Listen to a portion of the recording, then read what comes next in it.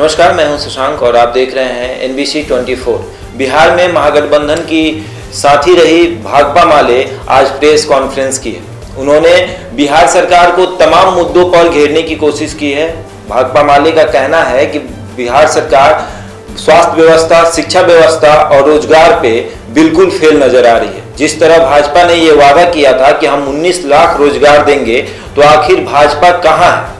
यहाँ पे एनडीए की सरकार है और देश में केंद्र में भाजपा की सरकार है, तो आखिर 19 लाख रोजगार क्यों नहीं दिया जा रहा है? इन तमाम मुद्दों पर भाजपा ने प्रेस कॉन्फ्रेंस की। क्या कुछ उन्होंने कहा, आप खुद देख लीजिए। विधानसभा का भी सत्र हुआ और दिल्ली में संसद सत्र भी।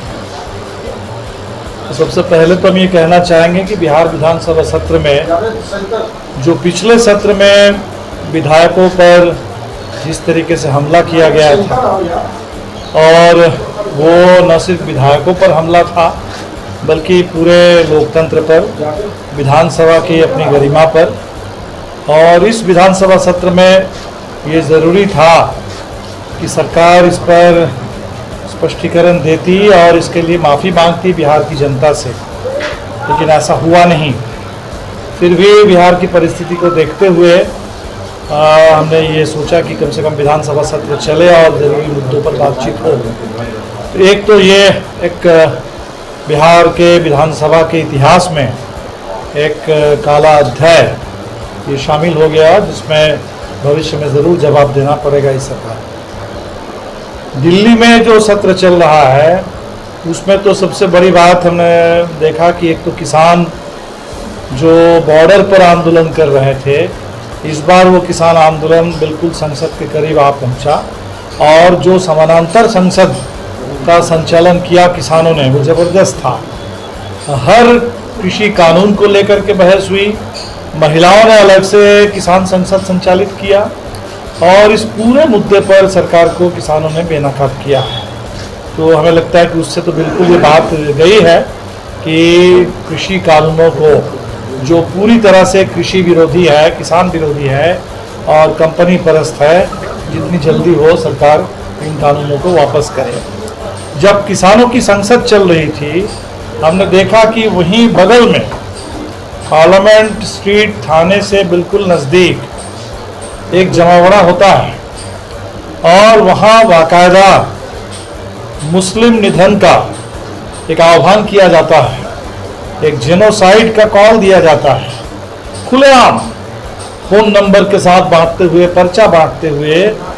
और दिल्ली पुलिस जो अमित शाह के मंत्रालय के अधीन है, दिल्ली पुलिस जो दिल्ली में इस समय कोरोना काल में किसी तरह का कोई लोकतांत्रिक प्रतिवाद होने नहीं दे रही है, वहाँ खुलेआम पूरी छूट थी इस पूरे लोगों को उकसाने के लिए और एक जेनोसाइड का कॉल करने के लिए।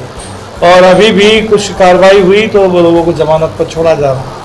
तो हमें लगता है कि ये बहुत खतरनाक काम हुआ, और शायद यूपी चुनाव के मद्देनज़र और किसान आरएसएस ने ये सांप्रदायिक ध्रुवीकरण ज़रूरी समझा, लेकिन ये देश के लिए बहुत वो भी एक ऐसे समय में जब 15 अगस्त हम अपने आज़ादी के 74 साल गिरह मनाने जा रहे हैं, तो बहुत खतरनाक संकेत, बहुत एक तरह से देश के खिलाफ, इतिहास के खिलाफ, हमारे देश की एकता, पूरे सांप्रदायिक सौहार्द के खिलाफ भारतीय जनता पार्टी और आरएसएस ने एक तरह से युद्ध की घोषणा कर दी, जिसकी जितनी भर्त्सना की जाए वो कम है, और हमें बिल्कुल इसके खिलाफ सतर्क रहना होगा, सजग रहना होगा कि ऐसी कोई हरकत ना हो सके देश के अंदर। अभी इस सत्र में हमने देखा कि एक ओबीसी आरक्षण पर पारित हुआ है बिल, और वो एक तरह से सत्ता पक्ष और विपक्ष दोनों की सहमति से पारित हुआ।